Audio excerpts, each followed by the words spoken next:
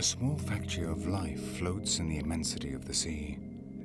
Loaded with the power of photosynthetic pigments, this mangrove seed faces a long journey across the great blue, crossing entire oceans in its quest to conquer new lands in which to sow the seeds of life.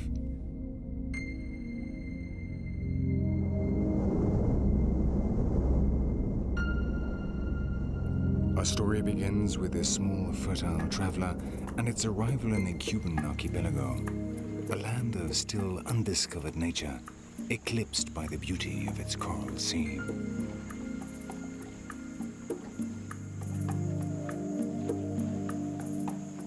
Like this one, other mangroves too came from distant lands and created a fascinating little-known world. A jungle half above ground, half beneath water. An impenetrable maze where countless animals find refuge. The mangrove forest.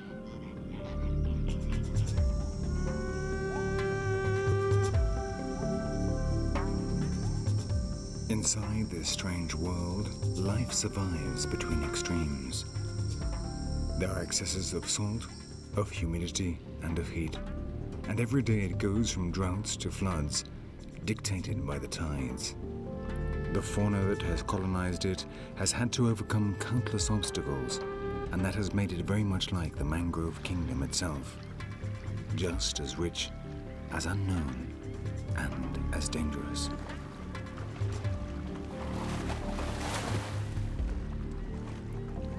In this impassable world, a surprise lurks around every corner. Every animal is an enigma, and every shadow a potential danger. This complex labyrinth is the legacy of that intrepid seed which came across the immensity of the ocean. A fascinating paradise where life has remained untouched by man.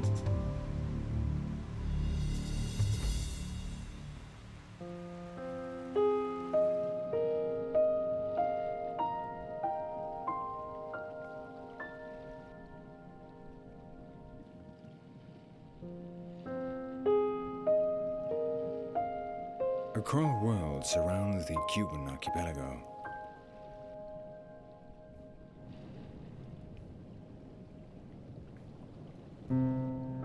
Enormous coral structures, the result of thousands of years of patient calcareous construction, constitute the reefs which fill the coasts of Cuba with life.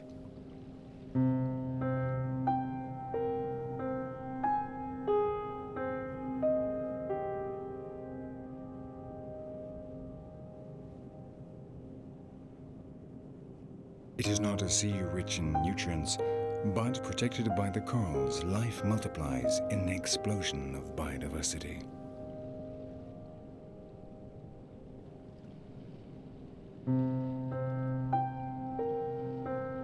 The coral reef is composed of millions of tiny filtering polyps capable of turning the solar energy and the scarce nutrients in the water into organic material available for other organisms in the coral community.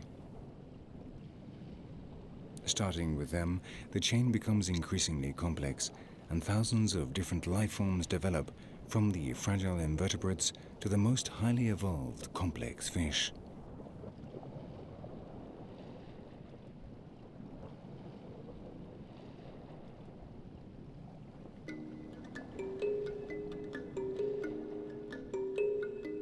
The tiny coral polyps join forces with the microscopic photosynthetic algae, which enable them to generate their external skeletons of calcium carbonate. When the polyps die, their skeletons remain, and on them settle millions of new polyps, creating layer upon layer, and so over countless generations, the coral reef is slowly constructed.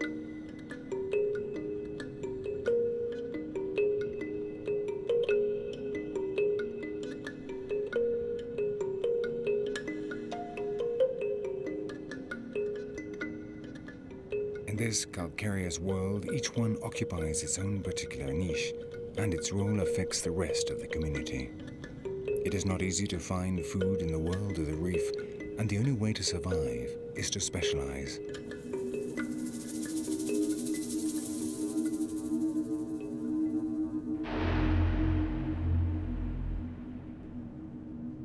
For these little wrasses picking about the skin of a moray eel, the solution meant an obvious risk, but they found their place by becoming cleaners of other fish. Despite their small size, the wrasses do not fear any of the fish in the reef. They all need them to remove the pesky parasites and impurities from their skin. So the different cleaner wrasses have permission to approach and touch the bodies of all of them, even the most ferocious looking ones like this green moray.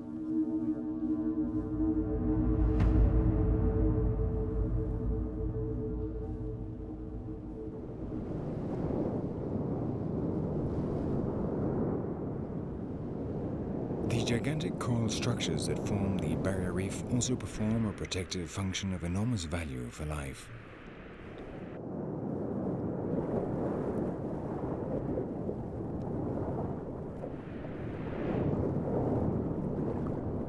Like a natural breakwater, the coral skeletons slow down the impetuous sea, breaking the waves. This gives rise to a strip of calm sea waters which extends from the reef to the beaches of the different Cuban islands. And here, between tranquility and turbulence, a number of factors come together, making the life of the mangrove possible.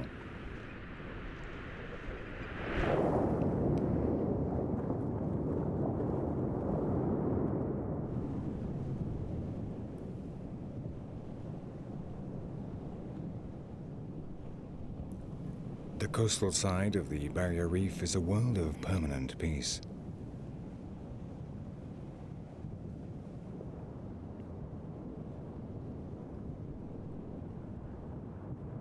The water is clear and shallow, and the marine currents that gently filter through deposit the crushed remains of shells and corals, forming a bed of white sand.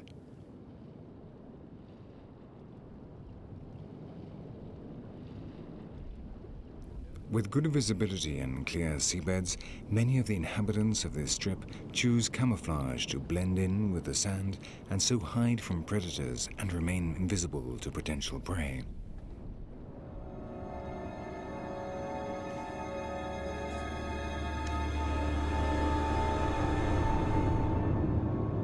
Others, like the rays and stingrays, prefer to bury themselves and wait for their prey beneath the sandy bottom, only their eyes peeking out.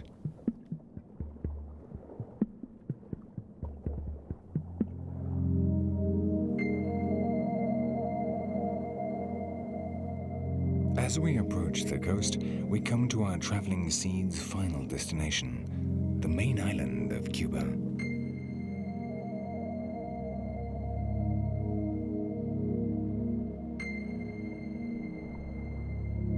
Here, the seawater mixes with the fresh water of the rivers flowing from the interior of the island. With this mixture, there is an increase in nutrients and, in consequence, thousands of fish and invertebrates concentrate close to the surface. Finally, we come to the mangrove kingdom, the place where other traveling seeds struck land. It is the end of the journey of our seed and the beginning of our journey around one of the least known and most fascinating ecosystems in Cuba, the mangrove swamp.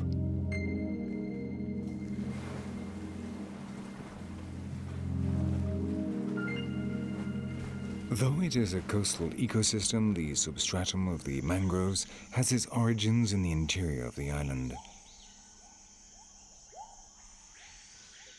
The dense jungles that cover the high regions of the interior retain the rainwater. This water gradually filters through the lateric soil of the jungles and forms rivers that descend and grow until they reach the sea.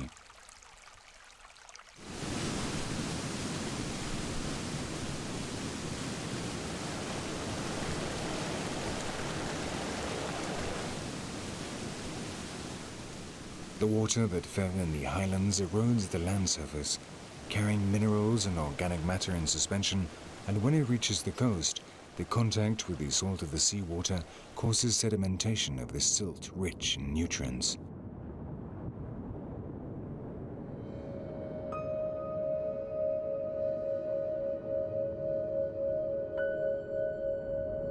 It is a strange, sinister world.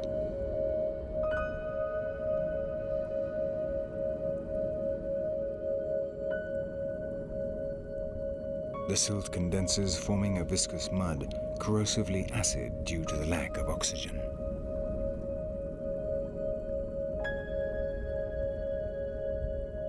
Strange forms emerge from the aquatic half-light.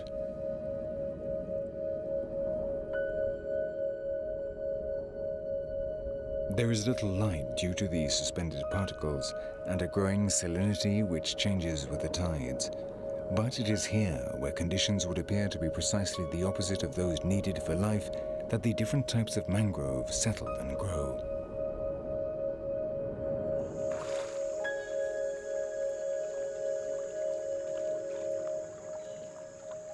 To anchor themselves to this poisonous bed, the mangroves have developed special roots, a horizontal binding system which turns the mangrove swamp into an impenetrable labyrinth.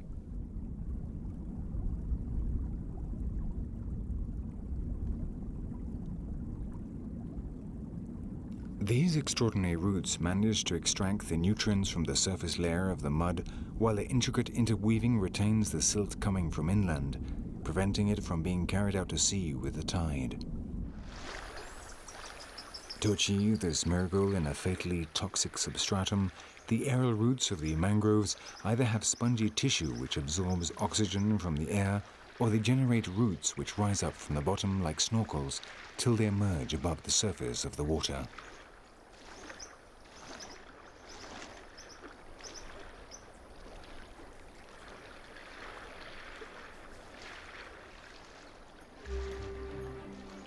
The result is that any seed deposited in these noxious muds rapidly germinate, and the mangrove forest grows inexorably, progressively gaining ground on the sea.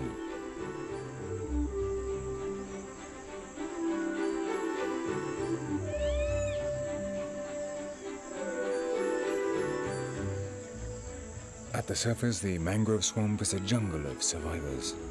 Few vegetable species can cope with the restrictions of this saline substratum lacking in oxygen, but those that can rapidly proliferate and provide shelter for a complex zoological community.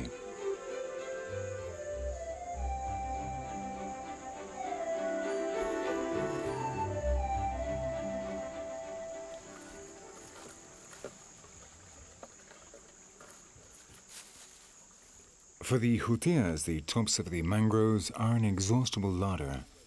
In Cuba, there are 10 different species, and one of them is this, the Demarest jutia or Conga jutia, the largest of all.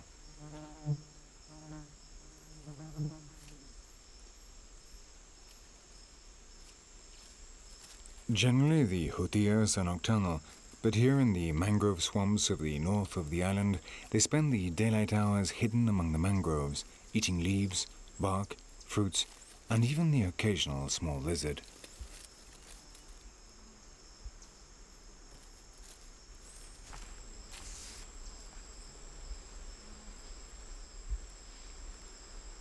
Like all inhabitants of the mangrove forest, the jutias remain permanently on guard. No one is safe in this shadowy maze. Down in the water lurk terrible crocodiles, while among the branches and roots of the mangrove labyrinth there are boas that eat jutias. So, at the slightest movement, they immediately go on the alert and flee in search of refuge.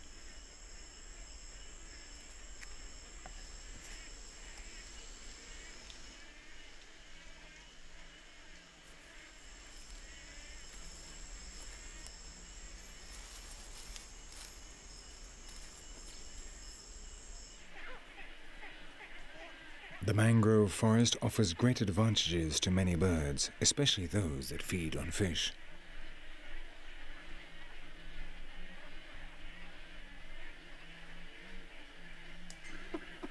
In a world surrounded by water, the mangroves provide vantage points where they can nest without fearing the land predators, and all around there are fish, invertebrates, and small reptiles with which to feed their chicks. So when the breeding season comes round, the mangroves are adorned with an infinite variety of nests.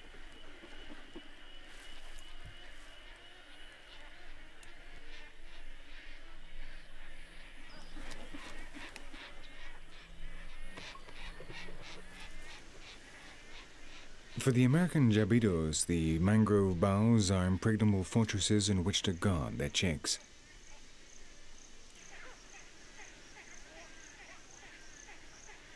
Here there are no predators and food can always be found, so with each clutch of eggs they lay, more chicks survive than in continental colonies.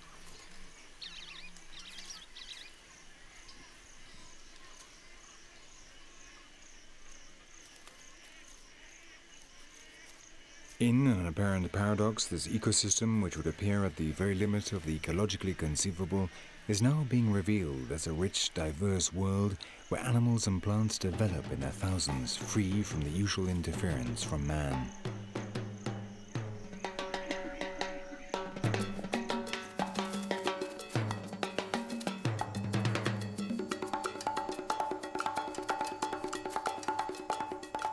This is an intermediate world created by both, between the waters of the sea and those of the rivers. A hybrid world which requires major osmotic adaptations, but in compensation offers almost inexhaustible food and shelter. The mixture of fresh water laden with new nutrients and the salt water that gives rise to sedimentation favors the increase of the invertebrates and fish, and this makes the austere wetlands and coves of the mangrove forest a meeting place for thousands of aquatic birds that come here each day to partake of the feast.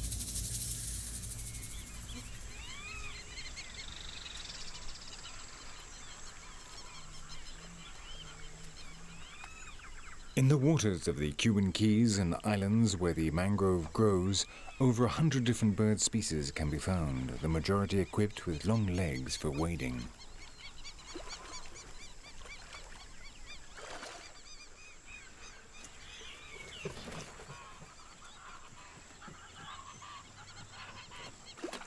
Each species has a beak specialized in catching a certain type of prey, so competition among them is reduced to the minimum.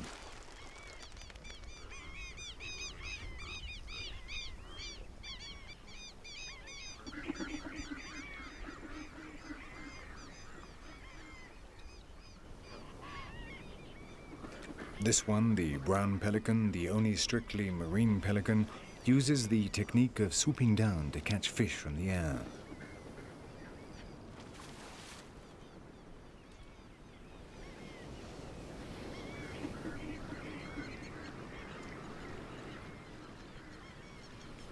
Others are much more sophisticated and have prodigious beaks which are the result of millions of years of adaptations in order to filter the water.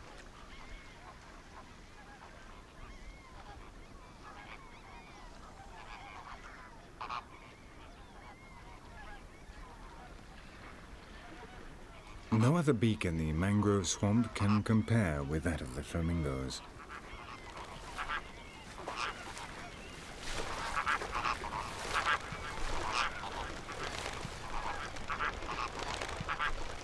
Attracted by the microscopic crustaceans that proliferate in the brackish waters, thousands of them come to the mangrove swamps.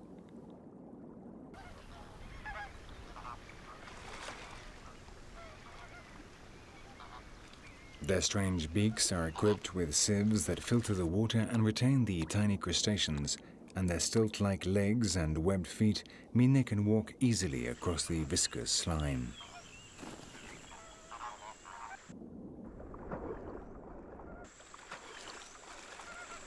Just a few decades ago, flamingos were very numerous in Cuba, but humans have destroyed the majority of their breeding colonies, and the last specimens today hide in the mangrove forests of the main island, where inaccessibility has become their greatest ally.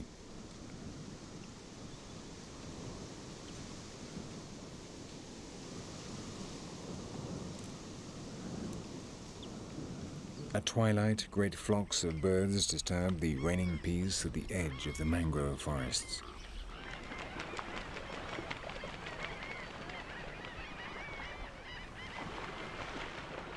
The outer edge of this inhospitable ecosystem, where the aquatic birds gather to eat, is the best known and most tumultuous region of the mangrove forest. It is an open, exposed area where the birds can be easily seen, and so at first it was believed that the majority of the wildlife was concentrated here.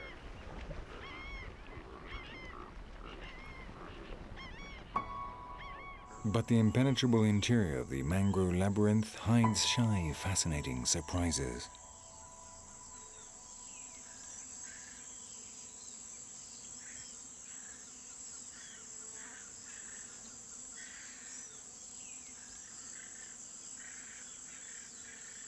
Cuba, like the rest of the Antilles, is a land dominated by lizards. Among the aerial roots, the shoots and the tops of the mangrove forest, thousands of them divide up the territory, marking it out and defending it with signals peculiar to each species.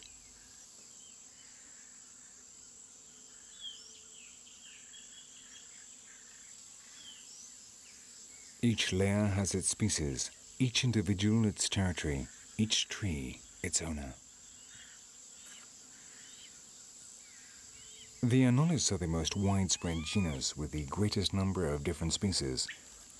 On a high branch, a green Anolis lizard remains motionless, observing a ground lizard of the Laocephalus variety.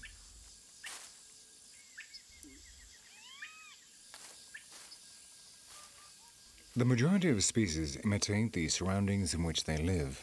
Camouflage is vital to survival.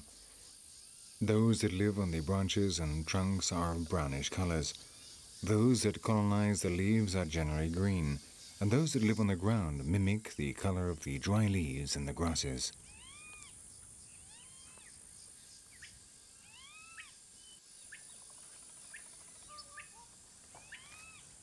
In the mangrove forest, only the movement of their courtships or a skin which has been shed and left behind makes them detectable.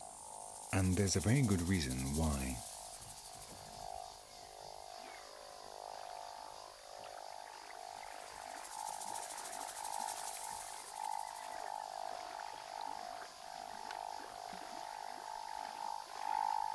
Though the water is a barrier for many land animals, some Cuban hunters are good swimmers.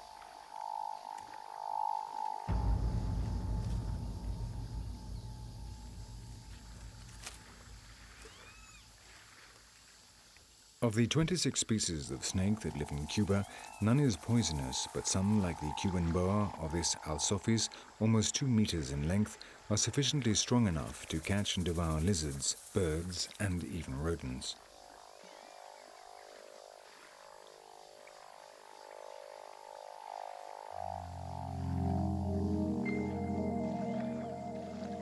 The mangrove's success in colonizing is due both to its extraordinary evolutionary adaptations, making it possible to live in an acid, briny environment, and to its incredible method of reproduction.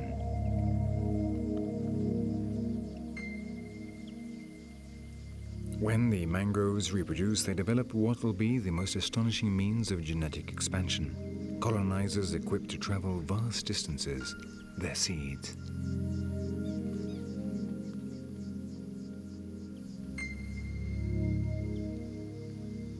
The mangrove seeds germinate when they are still on the branches.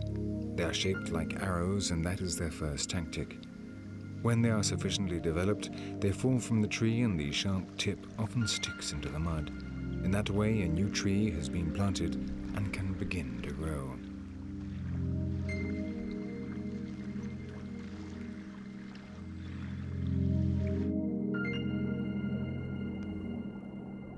Tiny roots will now emerge from the bottom, and from the top the shoot and the leaves.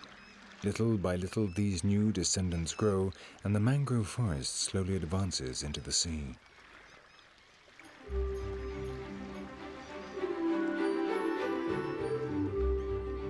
But on other occasions the seeds fall at high tide and never gain a foothold in the muddy bottom. When these travelers reach the open sea, the stronger upward push of the salt water makes them float horizontally, and their green photosynthetic cells provide them with food. In this way they can survive, floating for a whole year, and so colonize other islands, other countries, or even other continents.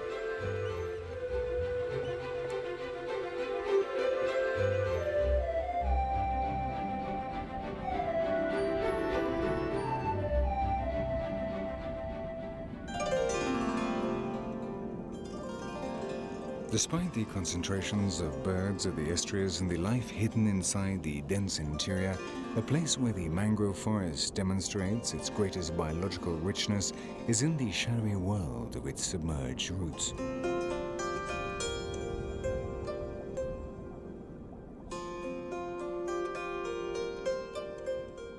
Each day, the spectral world receives fresh supplies of nutrients from the rivers and the rising tides. Thus, there is constant renewal of resources in the shadowy maze of acidic muds and variable salinity, so the animals that have managed to adapt to the physical conditions proliferate in their thousands.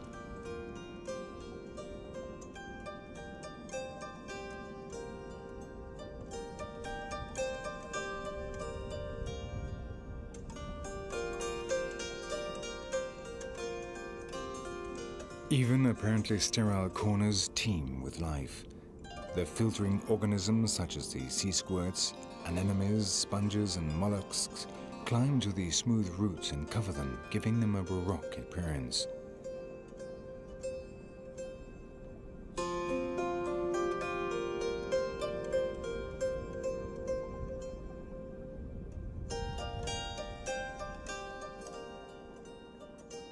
Like many other crustaceans, this spider crab of the Macropodia genus takes advantage of the microscopic food brought by the current. Like it, thousands of tiny young fish eat their fill.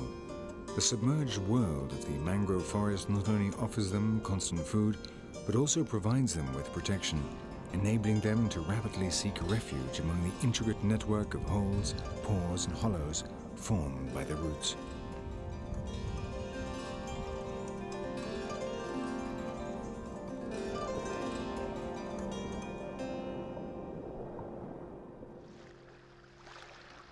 The bottoms of many of the channels of the mangrove swamp appear to be covered in strange, luxuriant plant life.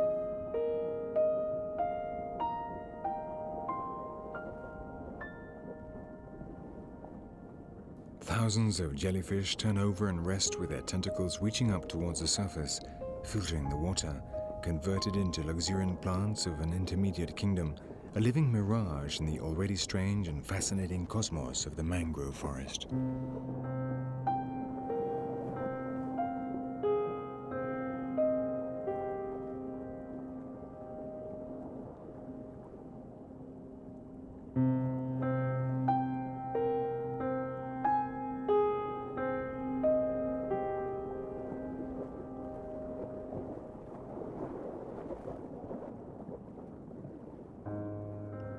Down here, things take on unusual forms. Even the fish look like something quite different.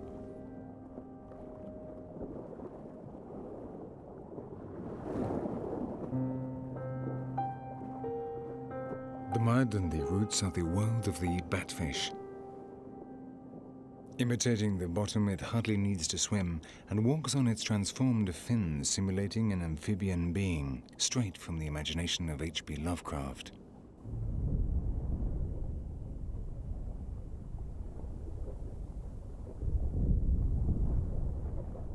In the minimalist world of the mangrove forest, there are also giants.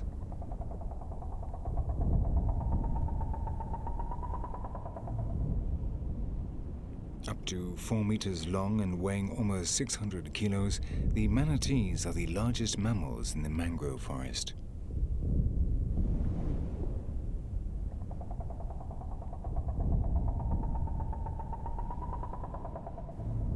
Its vegetarian diet explains its nickname, the sea cow, a name which also reflects its docile character. Because in spite of their size, the manatees are Pacific animals, and that in the mangrove forest is very unusual.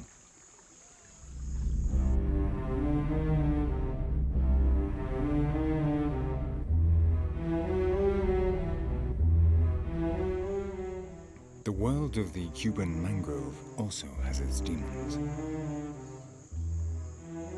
This is the Cuban crocodile, an armored-clad survivor from prehistoric times, an endemism of Cuban waters and the most merciless hunter in the mangrove forest.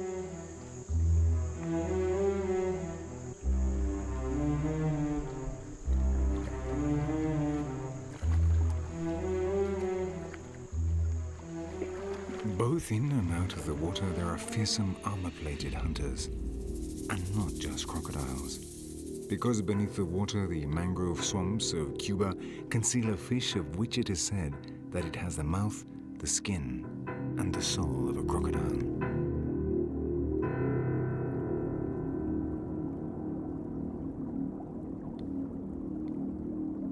Lurking among the roots, a manjuari, a fish from a line which reached its zenith during the Mesozoic era, waits immobile for unsuspecting prey to come by.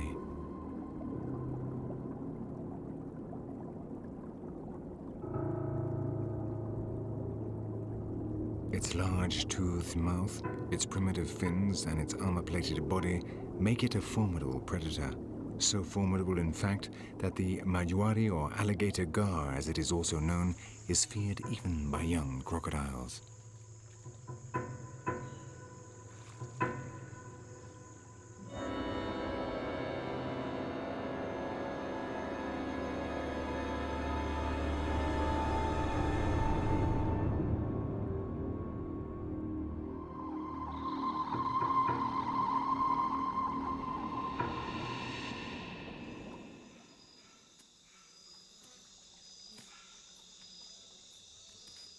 But when Cuban crocodiles reach adulthood, no one except man poses a threat to them.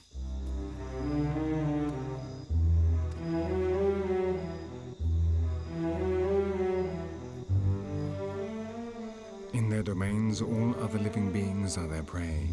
Fish, amphibians and reptiles, birds and mammals. The Cuban crocodile makes no distinctions. It is an expert hunter, and for it, any movement means an invitation to hunt. Jacanas and egrets search for small prey just a short distance from a crocodile. While they have him in sight, the birds are unafraid. In a direct attack, they would simply fly off with no problem. But when one of these saurians submerges, it's a different matter entirely, and so it's best to make good your escape.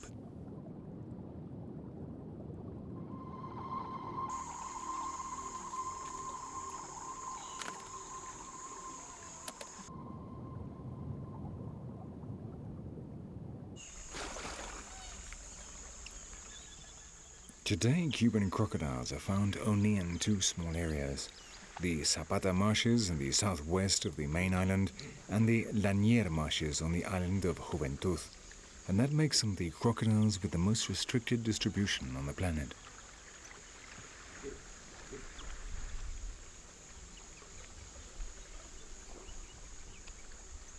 Here in Zapata, the breeding season has arrived and the adults gather together, marking the dominant hierarchy with their raised tails and open jaws in an impressive display of strength.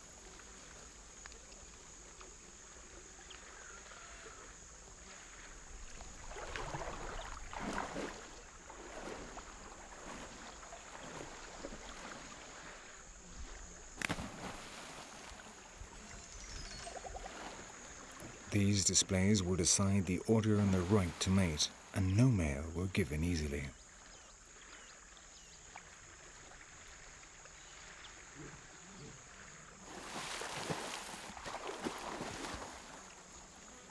With several animals together in the same pool, conflicts between them are inevitable.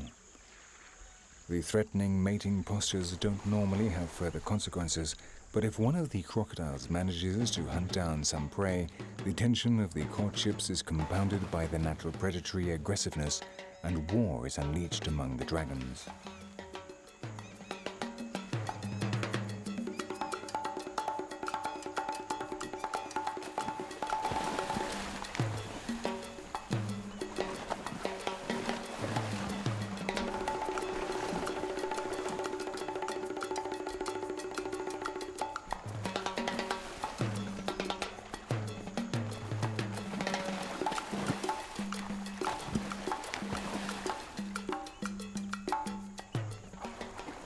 Though the combats are spectacular, major wounds are a rare occurrence.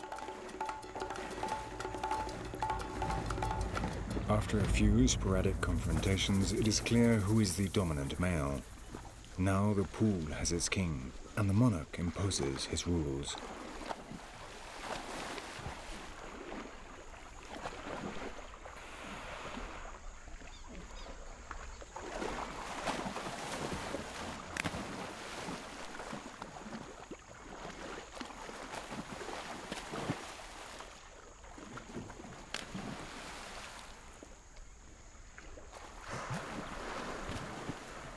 After the combats, the victorious male joins a receptive female. She tempers his aggressiveness by raising her snout as a sign of submission.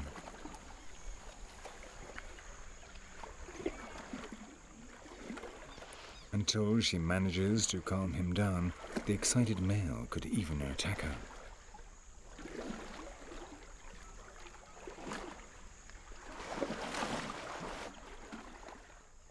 When the male and the female have accepted each other, the courtship reminiscent of a dance begins. Then the female dives down, expelling air through her mouth and nose, and the male mounts her in a long copulation, which can last for up to 15 minutes.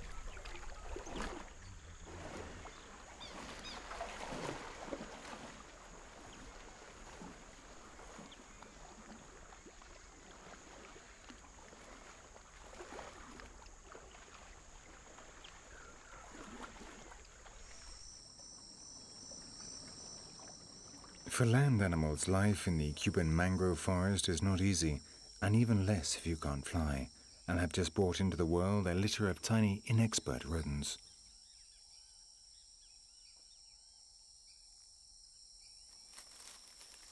To keep its young safe, this hutia seeks the protection of the maze of corridors of a dry mango trunk.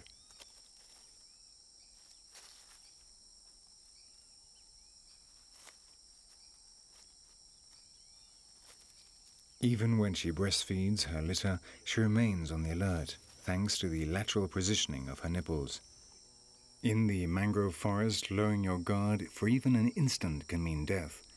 And though the crocodiles, her worst enemies, can't reach her here, the hutias have other predators, and the Cuban boa, or maja, is one of the most fearsome.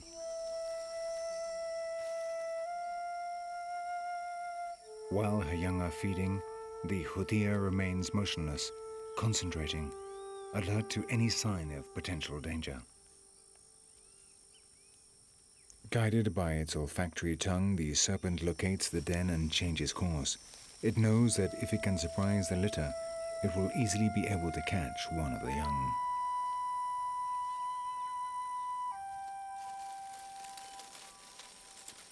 But luckily, Mother Hutia also has an excellent sense of smell, and from the entrance to the burrow, she can detect the slight movement of the passing snake. The hutia waits, not wanting to abandon the refuge unnecessarily if the snake is simply passing by. Unfortunately for her, the boa remains fixed on its objective.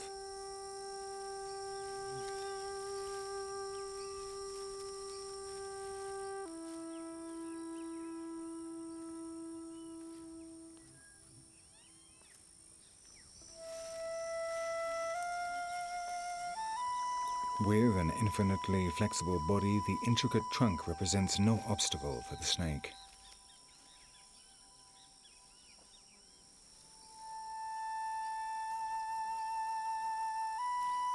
But as soon as it enters through one of the holes, the hutia leads her children out through the emergency exit, and the family makes good its escape.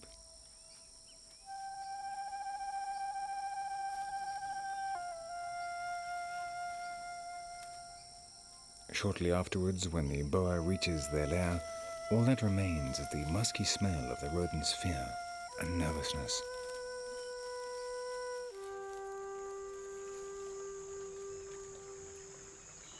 For the hutias of the mangrove forest, moving across the ground represents a constant risk.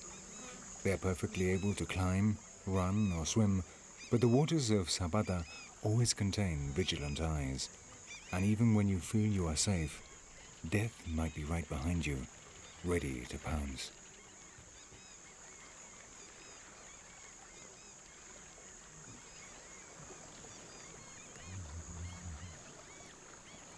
Exhausted after swimming across a pool, This hutia is resting on a trunk, celebrating the fact she has evaded all the dangers of the water.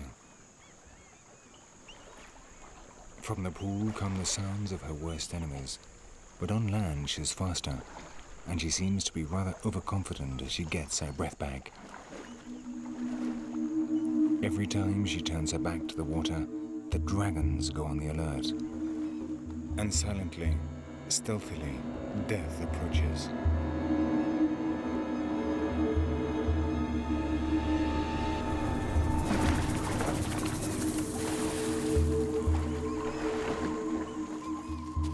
Luckily, she still has strength for one final leap, and on the safety of solid ground, the intrepid hutia moves off, denying the voracious Cuban crocodile a prey he was sure was his.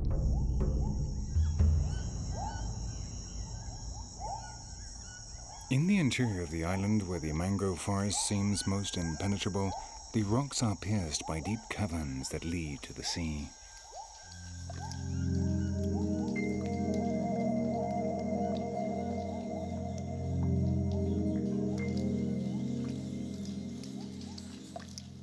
These hidden, submerged caverns, unsuspected worlds where time appears to have stood still, are the home of one of the most fascinating and unknown creatures of the Cuban mangrove forest, the blind fish of the Cubanictis genus.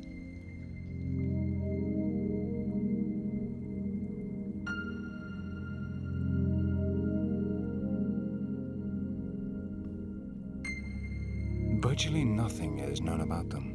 Over many thousands of years, their world of perpetual darkness has gradually robbed them of their pigments and their vision.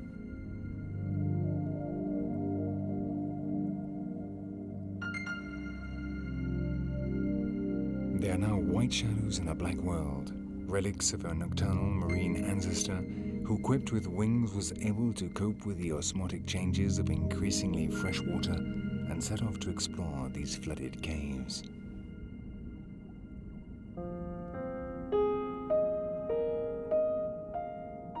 Propelled by elegant undulations of its continuous dorsal and ventral fins, these Cubanictis swim with the tranquility that comes from knowing you live in an exclusive world where there are no predators, alert for signals indicating the presence of the freshwater shrimps on which they feed.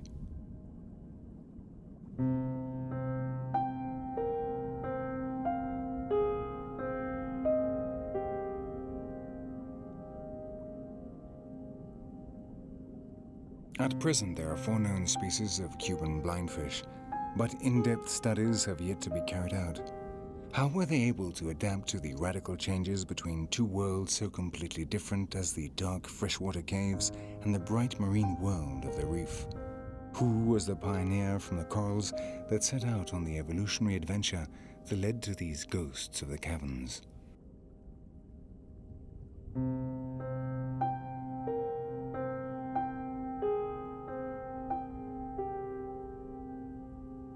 Like so many other questions, the answers remain hidden, concealed in the mysterious labyrinth of the impenetrable mangrove forest.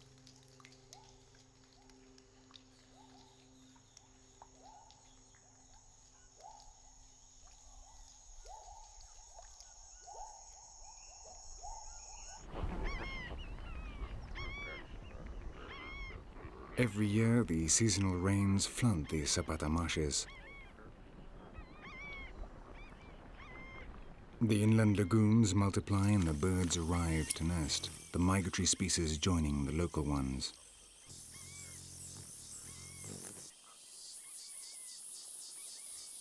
This is a time of abundance, and the mangrove forest comes to life with the movement of the many different species searching for food.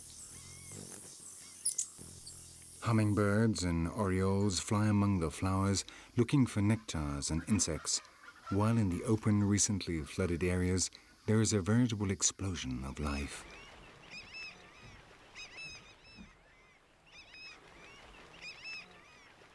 Millions of small invertebrates proliferate among the floating vegetation. The larvae attract the fish, and these the egrets, cormorants, and storks.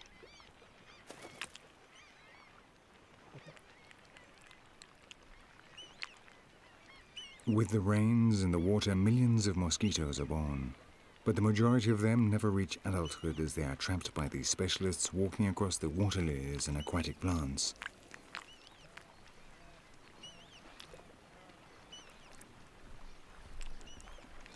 The long toes of the jacanas enable them to reach anywhere where there is a floating plant. Light and precise, they lift up the vegetation and catch the invertebrates that live below.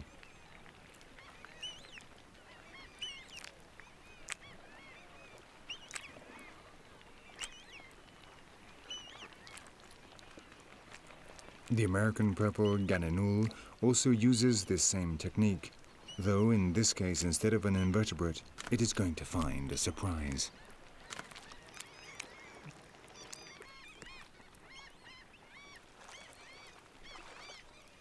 With the increase in available fish, the double-crested cormorants get ready to breed.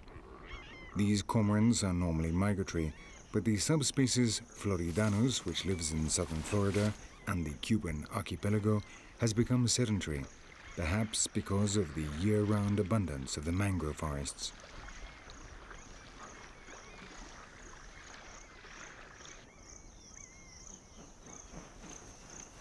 During the mating season, the double-crested cormorants gather in colonies which can contain thousands of couples and build their nests on the ground or in the branches of the different trees of the marshes. The need to find a mate and the concentration of so many cormorants in the areas chosen to build their nests mean there are sometimes fights between neighbors, but these never go further than frantic beating of wings and a shriek or two.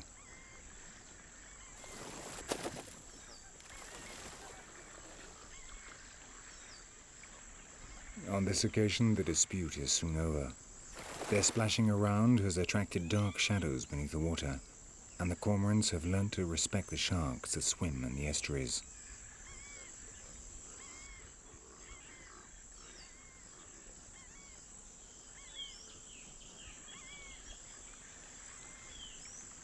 An even larger shadow appears in the clear waters.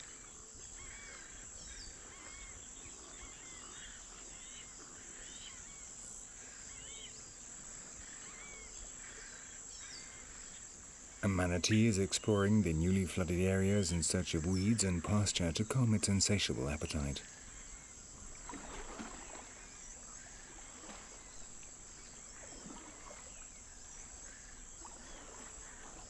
Propelled forward by its rear extremities converted into a wide flat fin, the manatee advances escorted by a permanent army of fish that feed on the sediments stirred up by the mammal and the algae and parasites that cover its body.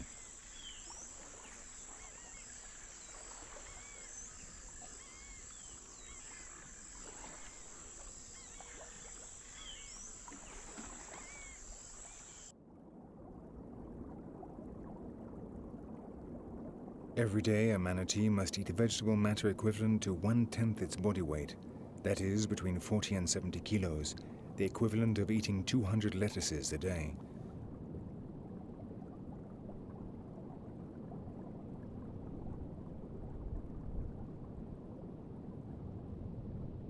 Its incessant feeding activity is good for the mangrove forest because it clears the water channels which otherwise would be overrun by vegetation in just a few months.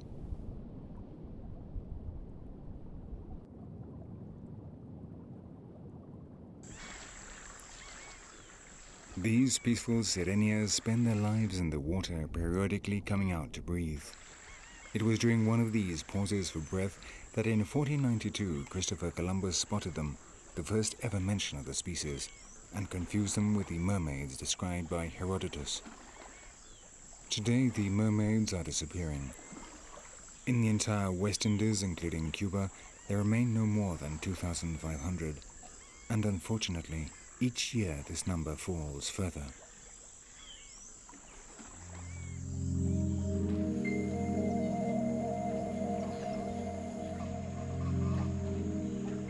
The Cuban mangrove forest is still an unknown world concealing biological mysteries and treasures which will astonish the world.